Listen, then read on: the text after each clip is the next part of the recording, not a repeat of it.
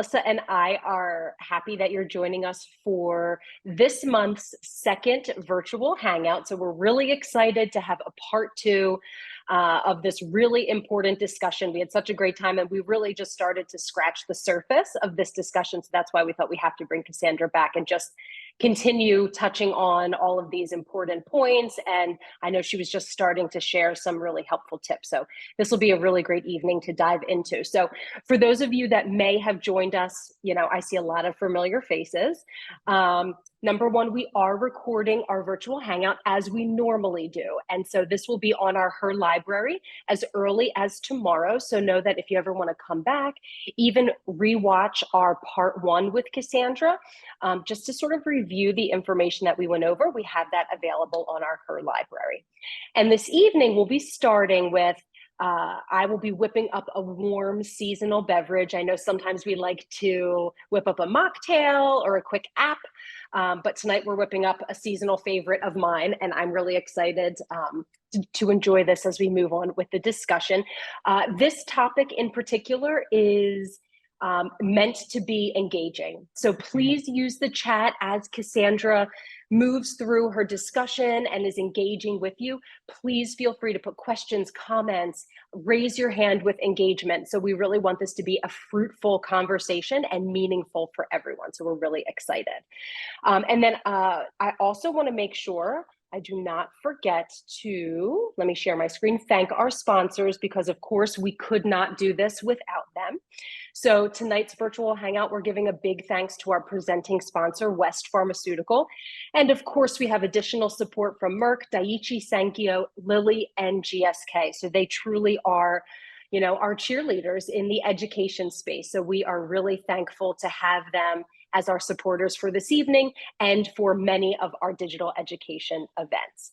And then I want to just give a little teaser for our speaker series that we have happening next Thursday. So this is a really great conversation. I am really looking forward to this. So we will be joined next Thursday, that's October 19th, 6 p.m. Eastern time, with Dr. Diljit Singh. And she is a gynecologic oncologist. And she is going over and discussing treatment-related menopause, which, as you can imagine, is something that most of our members, the great majority of our members, end up experiencing as a result of treatment, surgery, hormone therapy. So she will be reviewing why this happens, what are the typical symptoms that occur, and she'll be offering some tips and some recommendations to help manage some of those side effects. So she'll be touching on hot flashes, night sweats, body aches, disturbances in sleep and mood, sleep dysfunction, like I said, vaginal dryness. So all of these things that come along with this treatment-related menopause, like I said, that many of our members are thrust into as a result of the diagnosis and treatment. So that will be our speaker series. We'll pop that link for registration in the chat, but you can always visit that if you go to our website at uniteforher.org. We'll be promoting that on social media and in our newsletter as well. So hopefully you will join us. But as always, just like tonight, if you cannot join us, it will be recorded, so you can always come back and rewatch with us. So we're really looking forward to that discussion as well. So much good stuff this month. I mean, we love this. Agreed. And we're so happy to see some other people joining us. We see Dr. Chalice and Tiffany and so many others. I'm just trying to get all the names in there. Ruby and Teresa and Michelle and Cynthia. Thank you all for joining us tonight. We're so excited to be here, and we're going to get started. Erin just gives this introduction, and she's going to get started with making this little toasty warm beverage for us. Wonderful. Or do you want me to introduce Cassandra first? How do we want to do that? Yep, I'm going to whip up my fun little recipe just to kind of set the mode. If you wouldn't mind spotlighting me, I will share my recipe with you. As always, our recipes will be on the blog as well. So let me take a step back, because what I am preparing for you tonight, we are making a homemade pumpkin spice latte. Now, I will be the first one to tell you that I am riding the pumpkin spice train. I am leading the train. I am the conductor of the train, okay? I love the flavor. I think it's really the reminder of the fall. We were talking about fall colors and attire with Cassandra before we hopped on live, right? So like everything that comes along with the season, I'm here for it. And I like, having a pumpkin spice latte out, but a lot of times they're so sweet. They're like way too sweet for me.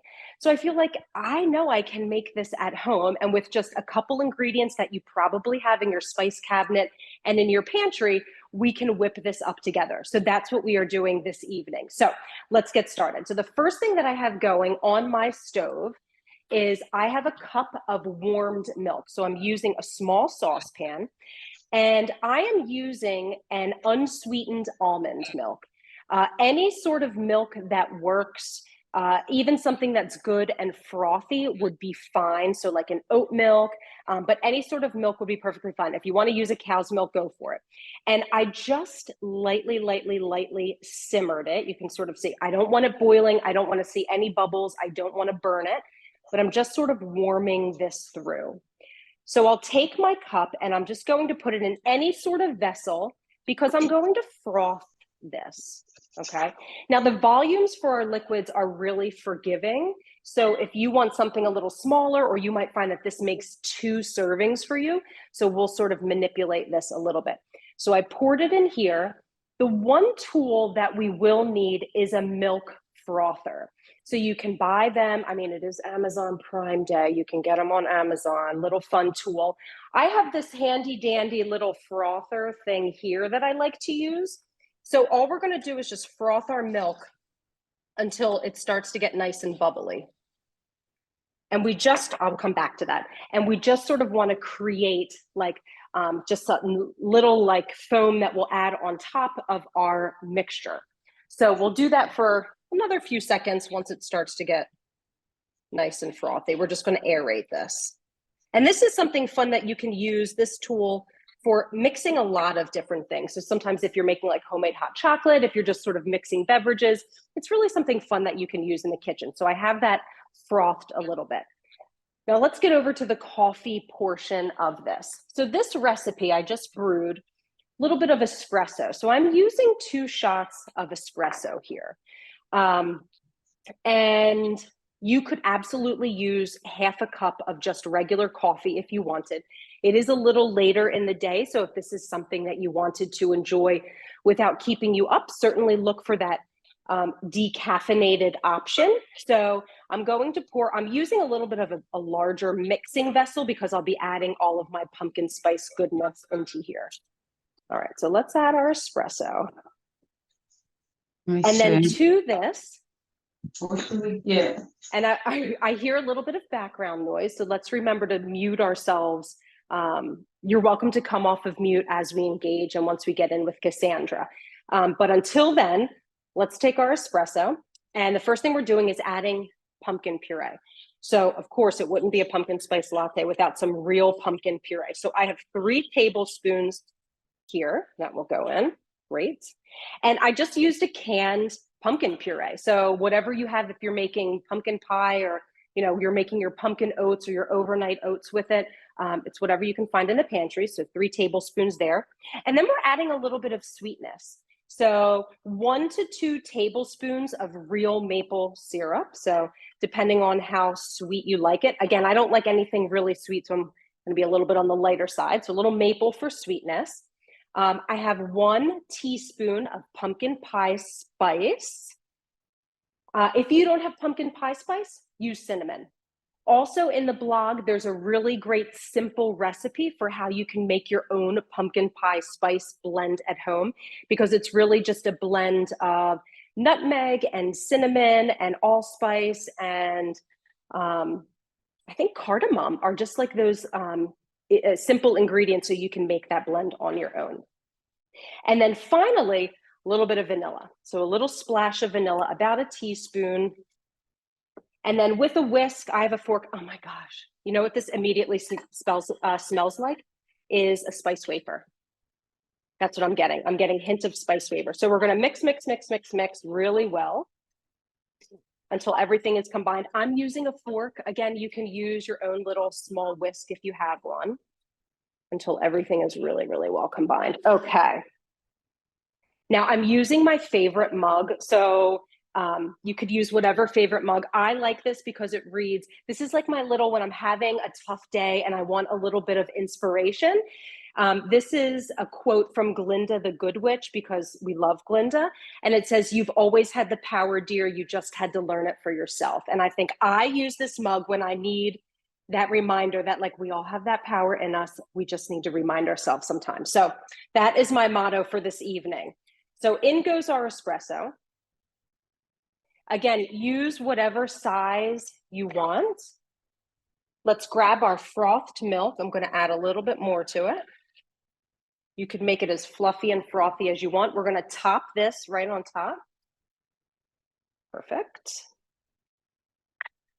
And then actually, let me add a little bit more. And then I'm going to give the remainder, because I want a lot of fluff at the top, right? I want this to look professional. So once this gets really, really, really aerated and really light, I'll add a little bit more. Now, what you could also do is top this with a little bit of whipped cream, which, if we want something that's really indulgent, you could do that as well. So let's just add a little bit of that right on top. Beautiful. And then, to me, I always like a little dash of cinnamon on top. Okay. And there we have it. A little, ooh, you see that little frothy, a little pumpkin spice latte. Oh, that's good. Yep. Oh my God, and I'm using my fork. This is delicious. Yep. And it's not super sweet. You get a little coffee, but everything else really balance it out. And then you get that nice sort of creamy mouthfeel that we want from a latte, like something that's really comforting. So you'll have to give this a try. Again, this will be on our blog, really simple ingredients, but certainly let us know what you think. And I will continue to sip on this, and then I may be up all night. So TBD on how that caffeine works, but that's okay. It's totally worth it. So cheers. And I will turn it over to Melissa to get the star of our show started this evening. Oh, thank you so very much, Erin. That looks delicious, and I'm such an aroma person, and I know that it smells delicious too. I can just taste it already just watching you. So we're very happy about that, and we will all do that. But I, as Erin mentioned, have the pleasure of bringing in our speaker for tonight, Cassandra Bolding. So I am just going to bring Cassandra on side with me, and then I'm just going to read a little bit about her bio. There we go. Look how beautiful she looks, just sitting there ready to talk to us. So, I mean, some of you may know Cassandra, and if you don't know her already, you're going to get to know her tonight. But I do want to read a little bit of her bio. So just bear with me. So Cassandra Bolding is a licensed professional counselor, substance abuse professional, HIV specialist, nature-based therapist, and a PhD candidate. Congratulations. She is also a global thought leader on implementing community-based practices that destigmatize mental illness in the BIPOC community. She also loves to enhance gender equality programming and promote trauma-informed care. As an experienced program director, she has facilitated training for more than 200 social services professionals on addiction prevention, HIV, AIDS treatment, stress management, diversity, equity and inclusion, and co-occurring disorders. She believes in individuals and families and communities' inherent strengths, which allow them to participate in their own rescue. That is just a small blurb about Cassandra, and she's so much more. And if we had the whole night to go over everything she's accomplished, we would be able to do that. But we want her to be able to speak to you tonight. So Cassandra, thanks for Hey Sis Part 2. We are super excited to have you back. Thank you, thank you, thank you so much. Erin, please send me your address because I'll be over, because I was enjoying this tea until I saw what you made. Now this is just falling flat now. But thank you for that. Thank you for that recipe. And the maple syrup, I'm definitely going to try that. Hello, hello, hello. I am so honored to be returning for the second part. But as we started before, I was so sad. I was trying to play my singing bowl so that we could have a little bit of sound healing prior to, but I don't know why I guess the frequency, I don't know, it's not able to play. So, with that being said, I wanted us to ground before we started, just to kind of get centered and ground a bit.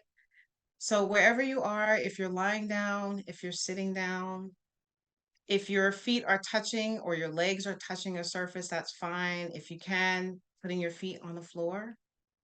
And I want to invite you to either focus your gaze down or close your eyes if you feel comfortable and safe to do so.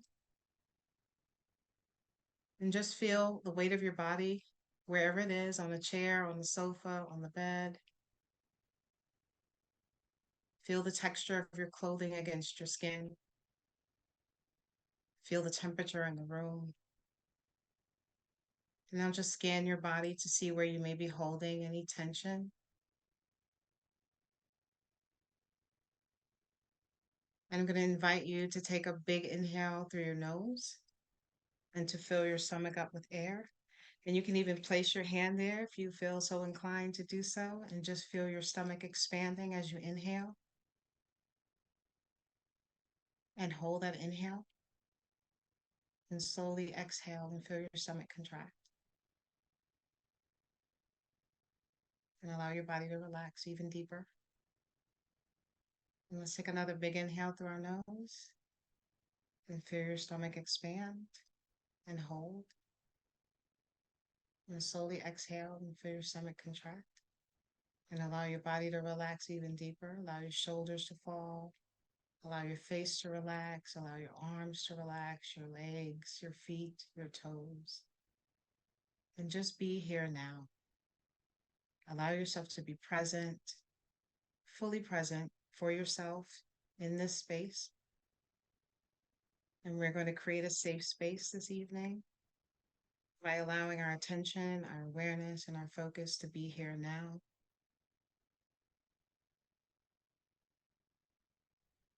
And we're going to take one last big inhale, and whatever you're holding in your body or emotionally, I want you to sigh it out when we exhale. So take a big inhale and just sigh it out.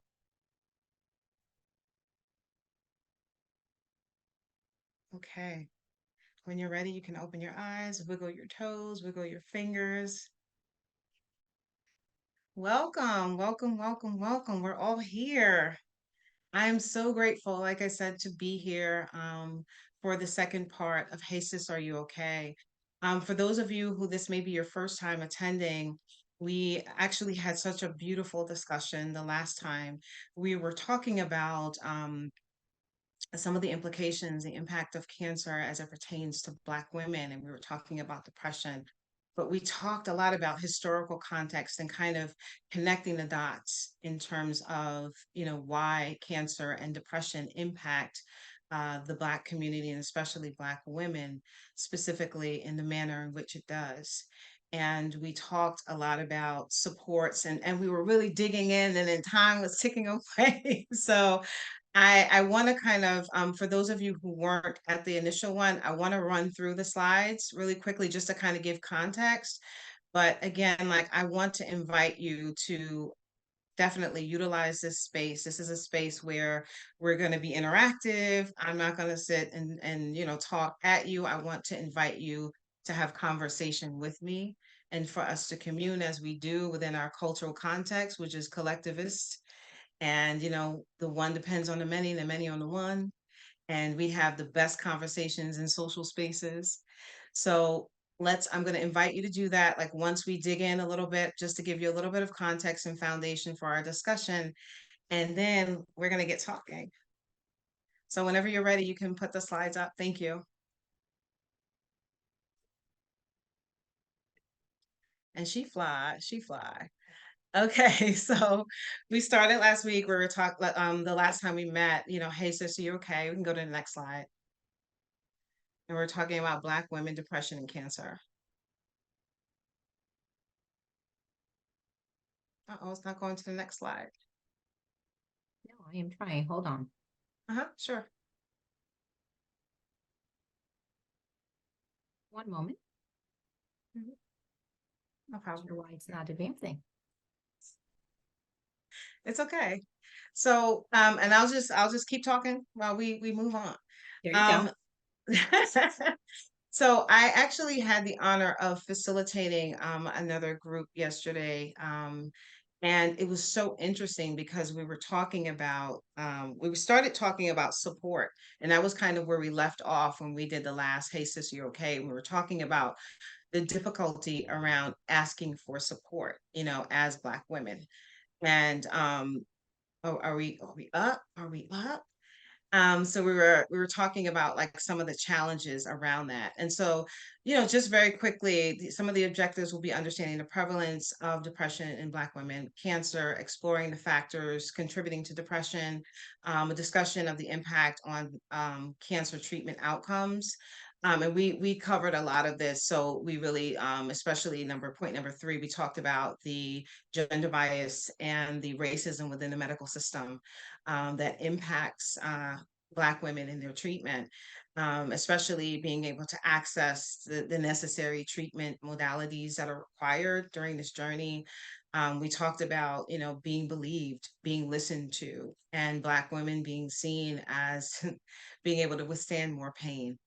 Unfortunately, this is something that is still practiced within the medical community, which prevents Black women from receiving the pain management and treatment and the adequate care that is required during this very important time, especially when you're being impacted all the ways emotionally, mentally, and physically, and spiritually as well. And talking a little bit about support and intervention. So we that was kind of where we left off. We were talking about some of the challenges, but also the triumphs as well when it comes to support and being able to access supports. And then we were like moving into the intervention piece. We can go to the next slide. I love these pictures. I absolutely love them. We talked a little bit about cancer having a significant impact on a Black woman's health, and that they have higher incidence of mortality rates compared to other racial and ethnic groups in the United States. And some of the key statistics on cancer prevalence in women indicate that.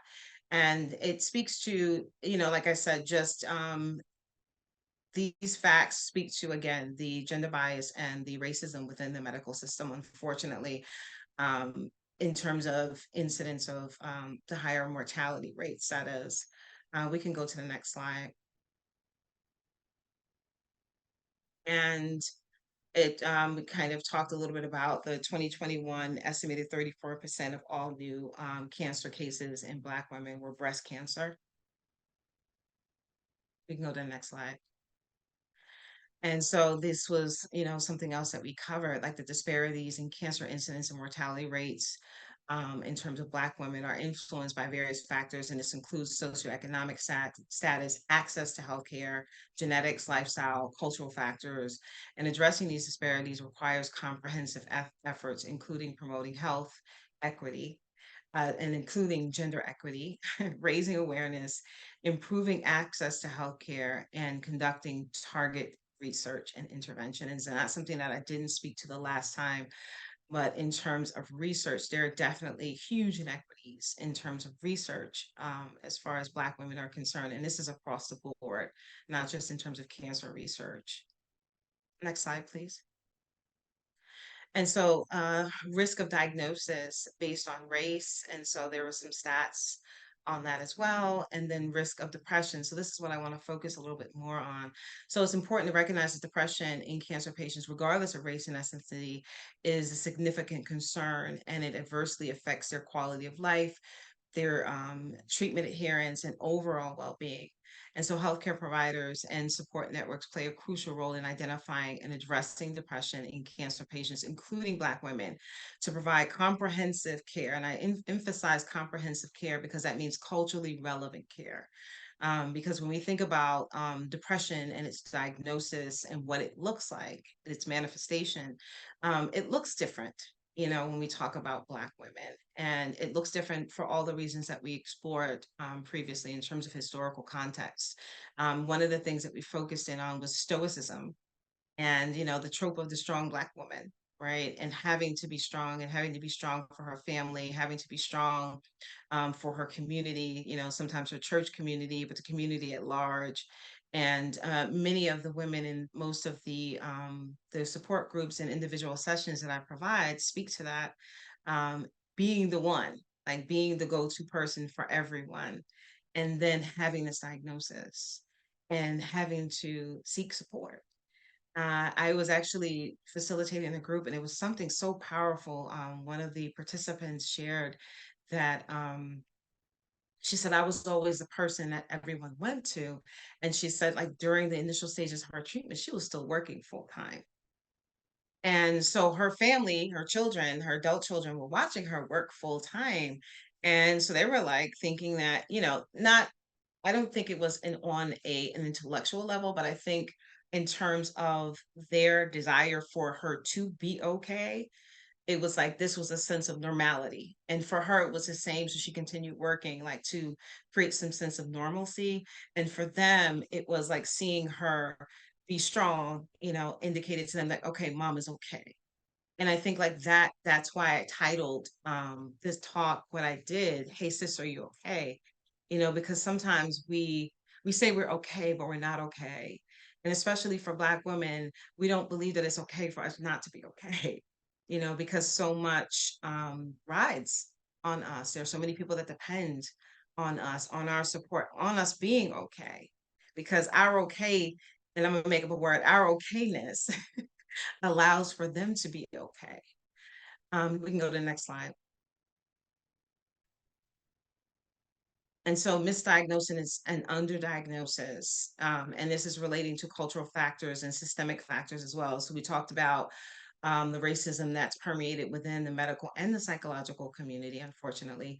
And the stigma, that's another piece in terms of women, Black women specifically, and women of color, but Black women not seeking out treatment because of there being a stigma that's associated with mental health and accessing mental health treatment within our communities. And there are a lot of cultural factors that are related to it, and the cultural factors and the underpinning being the fundamental mistrust for the medical and the psychological systems because of the history. Like, you know, it's not an irrational fear, it's very real because there have been many things that have been done to us within our community. There's a lot of experimentation that has occurred on our bodies as well as our minds.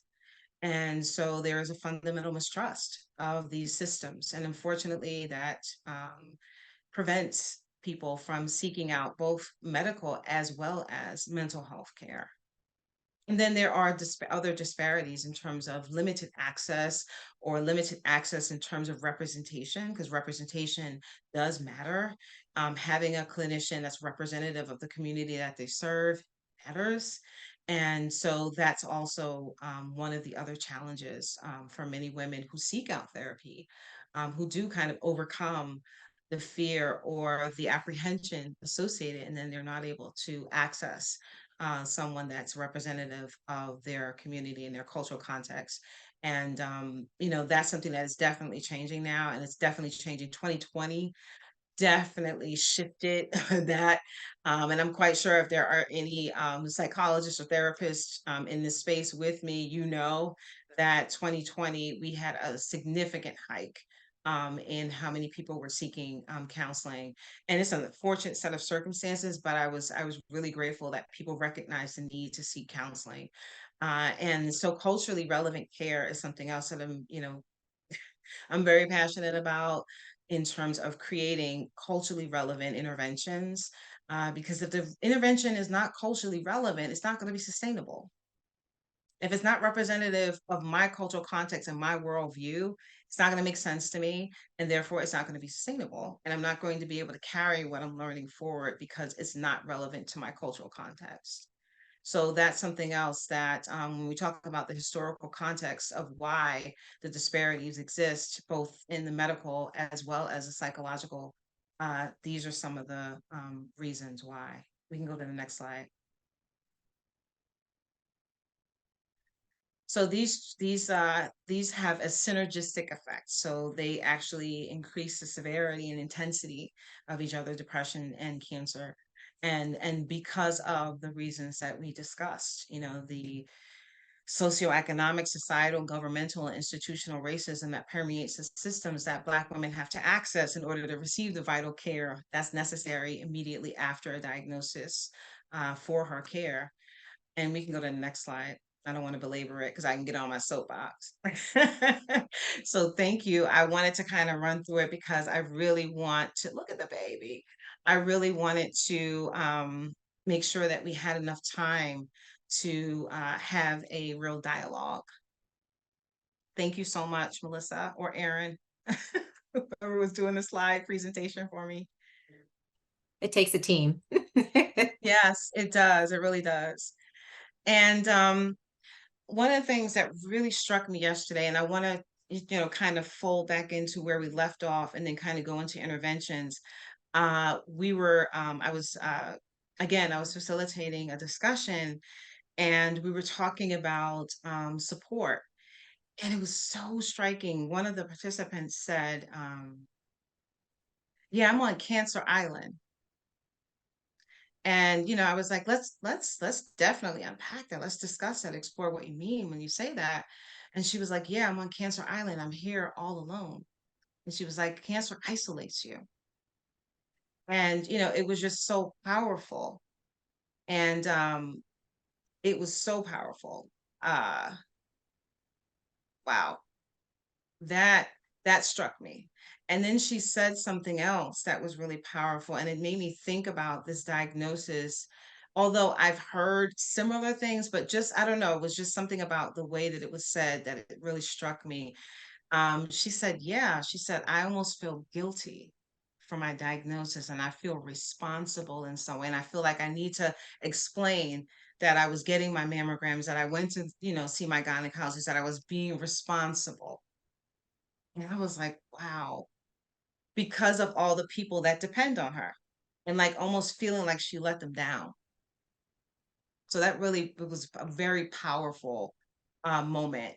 And then the other woman, she was speaking to the shame. And she was saying, like, I am the one, like, I'm the one who cares for the family. I care for people in my community. I have all these roles at my job. And now I'm sick and I feel weak and I feel ashamed. So it struck me because I was thinking about it in terms of support and how that must impact your ability to be able to A, know that you are worthy and deserving of support, and B, being able to ask for it, right? Especially like when you're the person that everyone else comes to for the support. And now you are looking for the people that you have been supporting to now support you. And the challenge sometimes, and I know you're all gonna nod your head because I can nod my head too. The challenge sometimes is first being able to acknowledge that you need support, right? Because we do all the things and never have a hair out of place, makeup flawless, outfit together, and you're doing 500 things, juggling all the things, right? And asking for help and then allowing allowing help to help you and not trying to help the help that's helping you. Y'all know what I'm talking about. I see y'all nodding your Yes, heads. we do. Yes. Trying to help you. And yeah, that part. So I think like that's, you know, where I want to kind of land because I see hands up and people nodding. So let's get in. Let's talk about this, Larissa. I see your hand. Oh man. So it's interesting because can you hear me? Yes. I was very intentional when I had gotten diagnosed to just allow myself. I had done so much work with my therapist on allowing myself to be helped and not like doing all that, which prepared me for when I got diagnosed to just allow people to just help and be there. And, when people said like, what can I do to help? Let me know if you need anything. I was like very specific and like, okay, well, what can you do? Okay. I actually have like a running list in my phone of the people who said they could help and what they could actually help with. what I actually found is that like it was almost like right after treatment was over and I got the, cleared bill of health, that then it was like everybody just kind of went back to normalcy. Yeah. And I felt like Dorothy from the Wizard of Oz, and I had just like gotten thrown by a tornado in the middle of nowhere.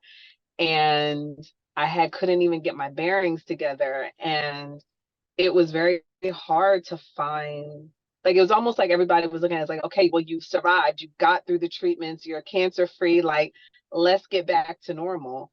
And like earlier this year, I had a reconstructive surgery. And when I tell you the vast difference between the amount of support that I got this surgery compared to when I had my mastectomy was like day and night. And that's actually been the most challenging, is just kind of finding support post treatment, post getting told you don't have it anymore. Yes. Yes. The powerful points, Larissa. Thank you. Thank you. Thank you. That's such a big one. Post.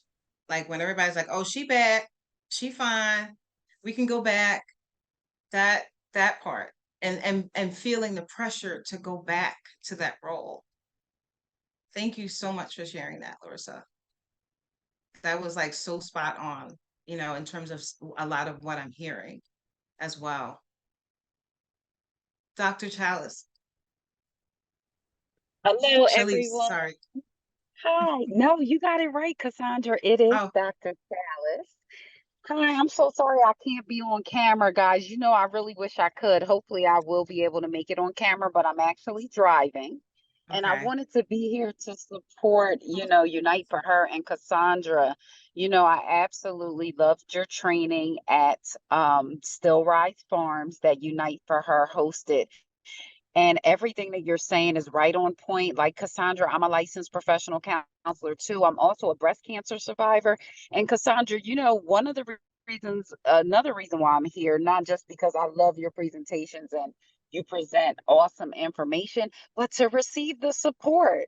Like I am actually practicing receiving the support, right? So I'm a licensed professional counselor, and Cassandra, as licensed professional counselors, we're always giving, but then we also have to take that time with our own self-care to receive some of the support. So I'm so grateful to be here.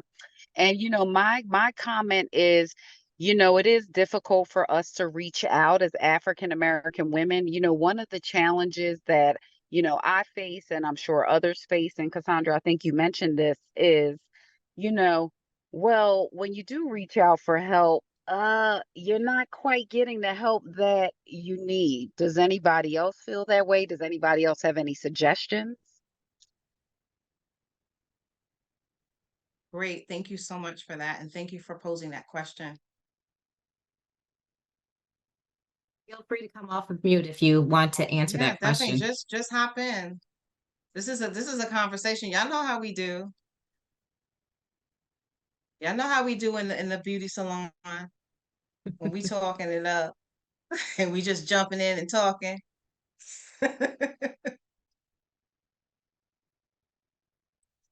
Yeah. I think that was, oh, go ahead. Come on.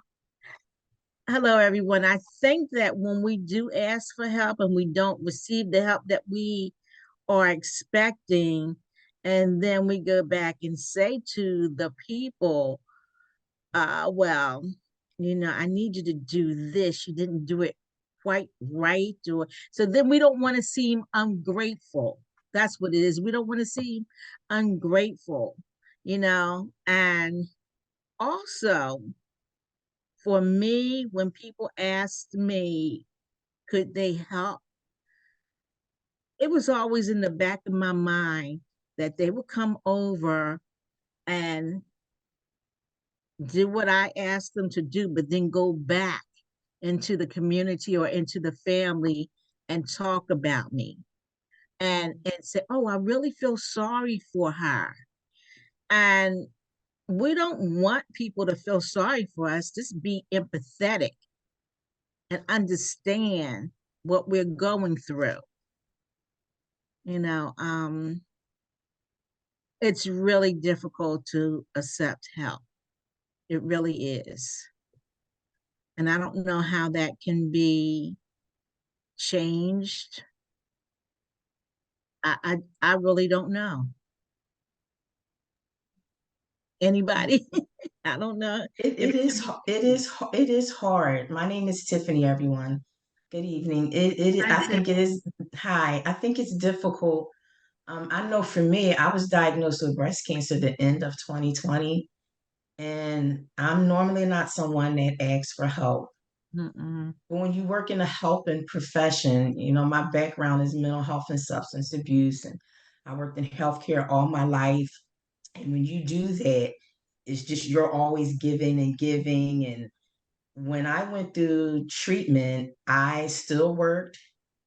It took my boss at the time to tell me, you're going to be tired from radiation. I think you might want to work part time. And it took me getting tired first to say, oh, I should have listened, you know. I drove myself there every day, even though my husband asked me. I was like, well, why should you get up early in the morning? I'm not going to be there that long. You know, I'm get on the thing, 5 minutes, you know, keep it moving. I was in grad school at the time. It didn't really take till my husband had his surgery, which was maybe the end of after my treatment, that I asked for help. Not my own, what I went through. It took me asking for help, and it took my mother saying, do you need me to come over there? You know, and I almost told her no, but it was difficult when my husband went through what he went through. And so it took after the fact, like, you know, for me to say, I do need the help. Even towards the end of radiation, I found out about the support groups through Triple Negative Breast Cancer Foundation, because that's the type of breast cancer I had. And I was like, oh, they have a support group. And you know, when you worked in mental health and substance abuse for so long, like I have, you're kind of like, oh, I don't think I really. And then 2 minutes later, I was like, oh, but you never know. Well, it's 2023, and I still do those support groups every month, twice a month, only miss one. But I was the one saying I didn't think I needed it. So sometimes it might take something else for you to realize I need to reach out for help. And fast forward to this year, I had a hysterectomy. And after 3 years, I decided, you know what? I'm just going to take my full FMLA, because I didn't take time off when I went through my lumpectomy, when I had the radiation. I didn't take any time off. I haven't had a vacation. I'm going on one in 2 weeks. I can't wait. I haven't really done a lot of the things that I normally would do because, of course, COVID, grad school, and all of that. But it took something else for me to be like, you know what? I didn't do this with breast cancer, but I need to do this so that I can make sure I'm healing, you know, that I'm healing right, and that I'm doing the things that I need to do for myself, because in some ways I'm kind of my husband's caregiver. In some ways, there's a lot of things he can do for himself. And then there's some things that, you know, I have to help him with, and like he can't drive anymore and things like that. So I told myself I need to do this for myself so that I can make sure that I'm taking care of myself and staying healthy and everything like that. So sometimes I think it takes something else to help you realize that. And that was the case for me. Thank you so much for sharing. Teresa? I didn't have a problem getting help or accepting the help. So my experience was slightly different. But what I would say about when people are assisting, one thing that I realize is that you never know what people have been through themselves and how your situation can be a trigger for them. And I had certain friends and sorority sisters that had went through breast cancer in private. Especially like the older generation, that was something like you were very discreet about it. You didn't talk about it. You know, you kind of just, you know, went and did your treatment and nobody really knew, you know, what was going on. And so when they came to support me, whether it was, transporting me to chemotherapy or when, my hospitalizations, bringing me things up, we engaged in conversation and they opened up and told me that they had been, a survivor themselves. And so, when they broke down, one thing, the transference is real. When they broke down, then now I'm shifting my role to being a compassionate, empathetic person for them, but I'm laying in the hospital bed, like trying to heal. So, it's definitely a situation that you have to think about things from all sides, in terms of that, whether you're triggering people. And then also, my faith was always my foundation for everything. And so it allowed me to not really struggle with being humble and accepting people's assistance. But one thing that they kept saying, well, what do you need specifically? And I had to say, well, whatever is poured on your heart, whatever your gift is, because I've never been through this before. So I don't know, what do you need when you're at this stage of treatment? And what do you need at the next stage of treatment? It was all foreign to me. So I said, whatever's laid upon your heart for you to do it. And I would get Amazon packages like every other day. It would be ginger or, something that, helped me with, constipation or something that affirmation. It was everything across the spectrum. And that time kind of took the pressure off of me to ask specific things because there was so many in the village that they all kind of fit in where they could and they could, communicated with each other.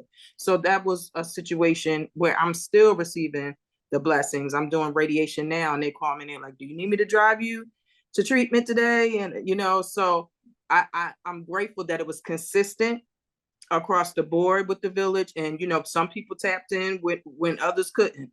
But the biggest takeaway, like I said, is always being aware of other people's emotions and how you're triggering them in the healing process. Totally agree, Teresa. Yes. I intentionally didn't tell some people about my diagnosis just because, or if I did tell them about my diagnosis, I didn't tell them about what my husband went through and all the other surgeries we had after that, because some people get really emotional and they don't know how to handle, you have what you have, and then you have all these other things going on. So some people I didn't tell just for the reason that you said. Totally agree with that.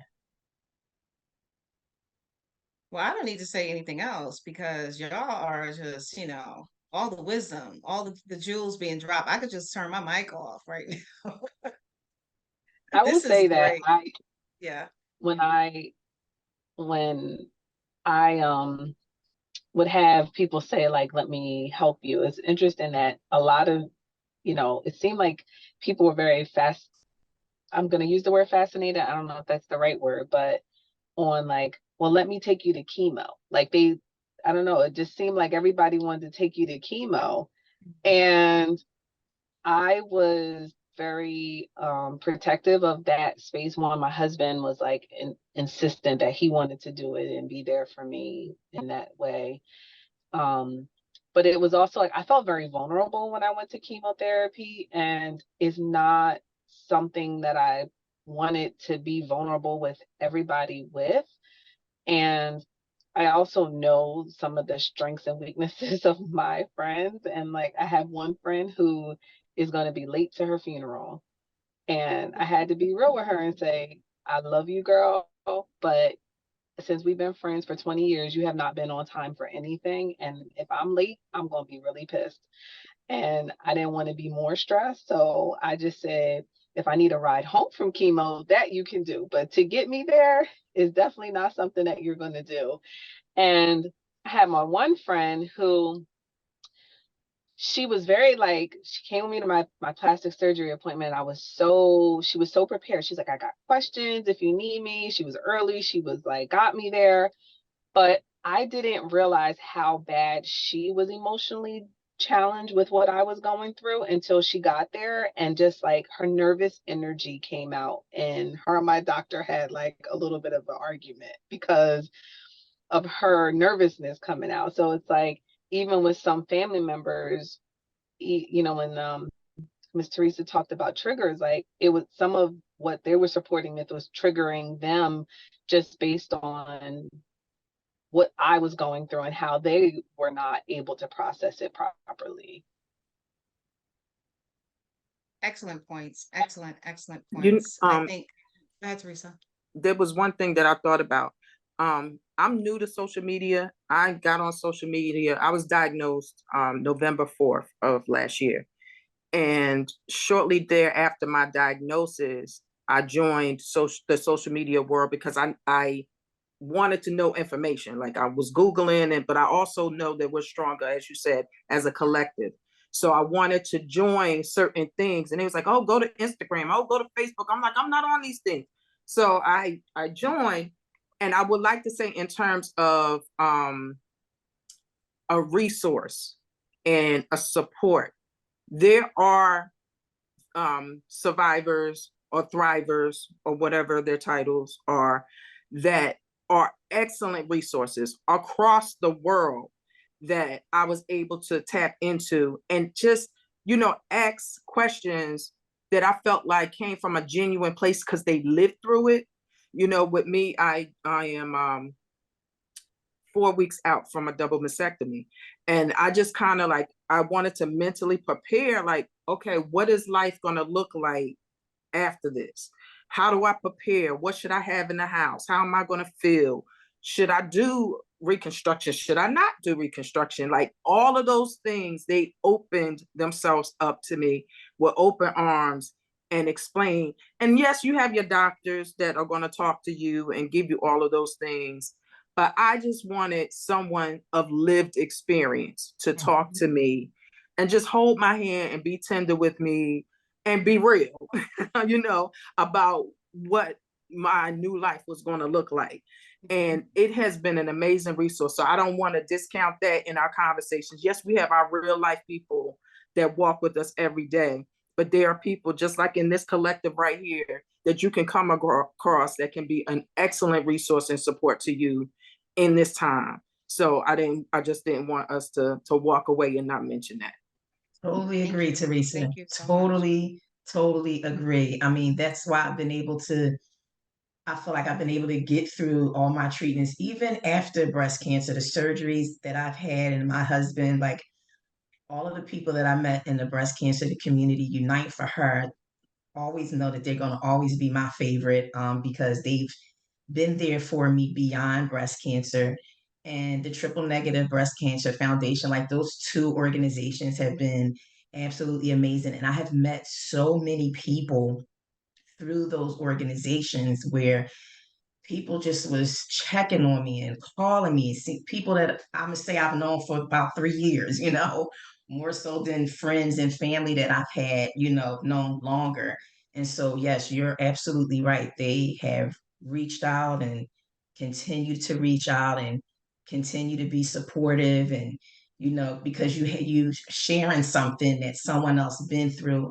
And then the other thing is being a breast advocate myself, which I was prior to my diagnosis. I learned so much. Like I can take the knowledge that I'm learning from others like myself and I can help somebody else so maybe they can have less bad experience or what have you than myself. So for that, I love that as well. And nobody knows this yet but you guys, but because of the breast cancer community, they're giving me a Courage Award next year from the Triple Negative Breast Cancer Foundation, which is a very huge award. I was really like very shocked. So you guys are like the first people I told other than my family. But yeah, so it's they definitely, people that have been through it is a great resource for sure. Definitely. Mhm. Thank you all. Thank you for supporting one another, for giving feedback to one another, for offering suggestions to one another. Much appreciated.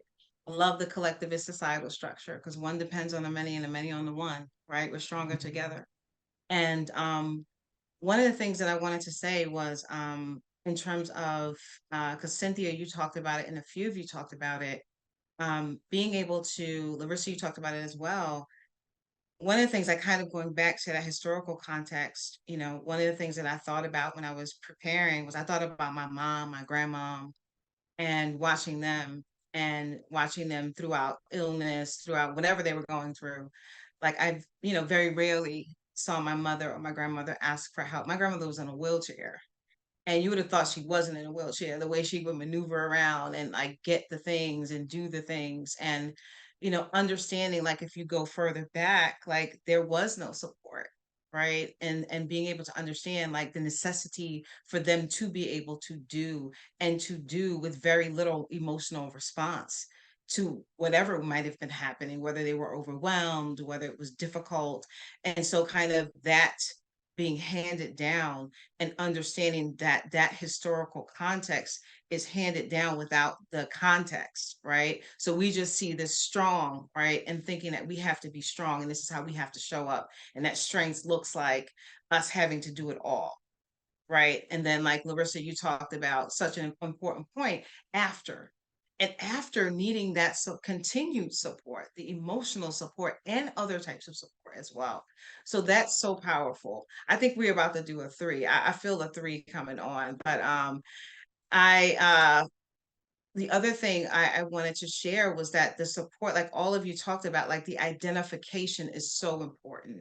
Teresa, you talked about that. Tiffany, you talked about like having identification, people who have had the experience and being able to get information directly from someone who's had the experience. Supportive spaces like this, where representation, matters. Being able to talk to other women, nod your head like, yep, that's me. Yep, I do that. Yep, I don't ask for support. Yep, I don't ask for help. And being able to understand, like, and yep, I need to.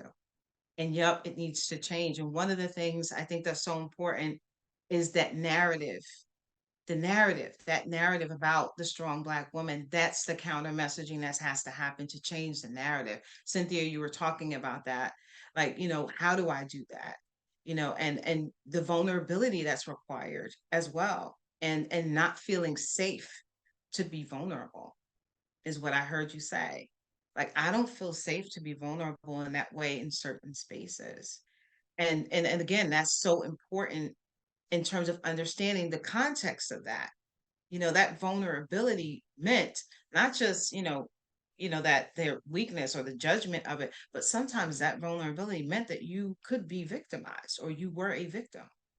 And so whenever I think about us as Black women and I think about the ways that we show up and some of the challenges that we have in terms of vulnerability, in terms of asking for and receiving support, you think about the historical context. And I understand what's been handed down and our actual lived experiences with vulnerability, with seeking support, with being in spaces where we should be able to access support and it not being afforded us or afforded us in the ways that it's afforded to others because of these misconceptions and perceptions about us, right? And our strength and our ability to withstand more pain and both physical and emotional. And so I think like these are like really powerful points that you're bringing up in terms of like, okay, these are some of the challenges I'm facing.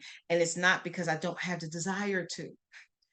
It's because I've been conditioned by the set of experiences that I've had and what's been modeled for me, that this is how I perceive the world. This is how I perceive my ability to access the support that I need. And so like being able to be tender, you use the word tender, being able to be tender with ourselves and having that understanding and being compassionate and patient, for ourselves as we are with everyone else, right? And so narrative, changing the narrative, counter messaging, spaces like this where we can speak openly and talk about our experiences and be able to give that support to one another. And accessing that support in a safe space like this teaches you how, and you're modeling it, how to recreate it in the world. Right? You came in this space, all of you who, open up and have your cameras on or don't, or just showed up in a space and shared or didn't share or just nodded your head. That takes courage.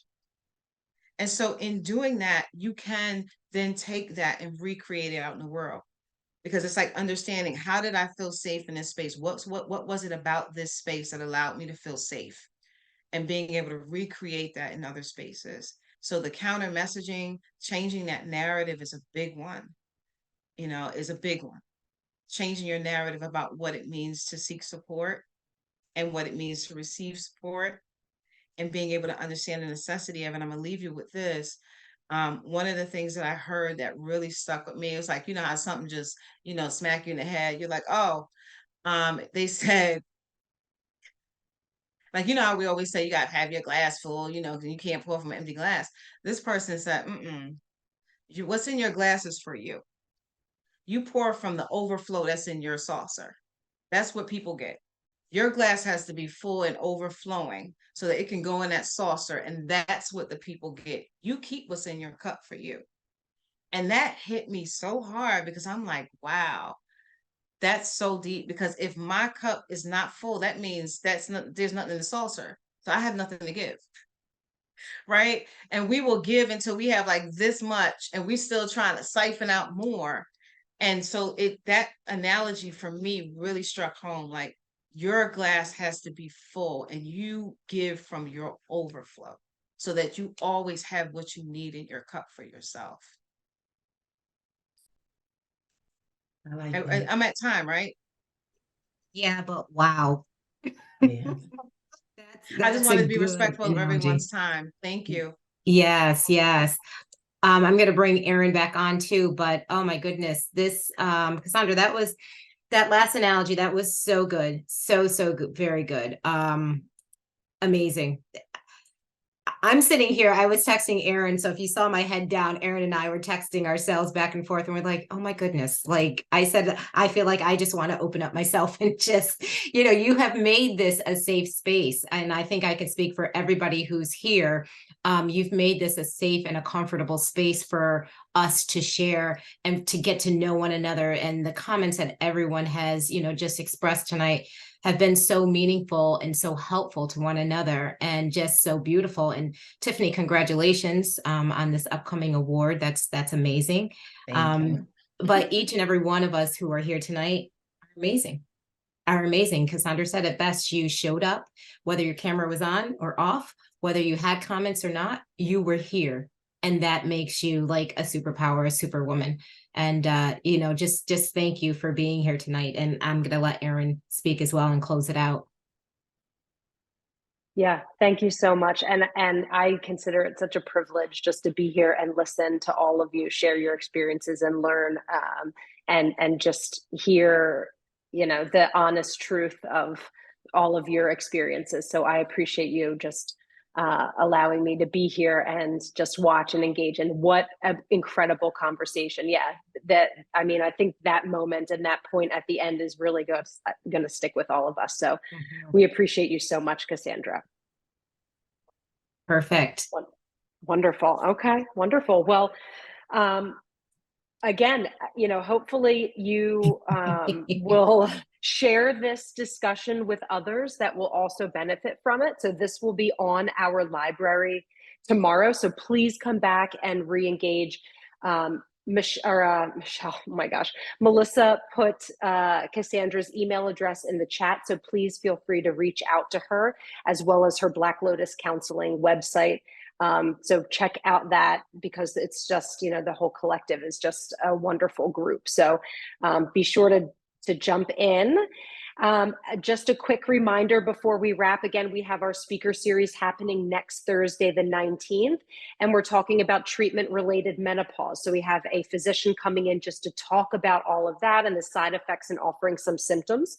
So hop on to that for our speaker series. And then I want to give just one final thanks again to our sponsors this evening. West Pharmaceutical is our presenting, with additional support from Daiichi Sankyo, Lilly, Merck, and GSK. So they are the reason why we have such phenomenal speakers like Cassandra this evening. So with that, we will conclude our virtual hangout this evening. Thank you so much for being here. Melissa, thank you for joining me this evening as well.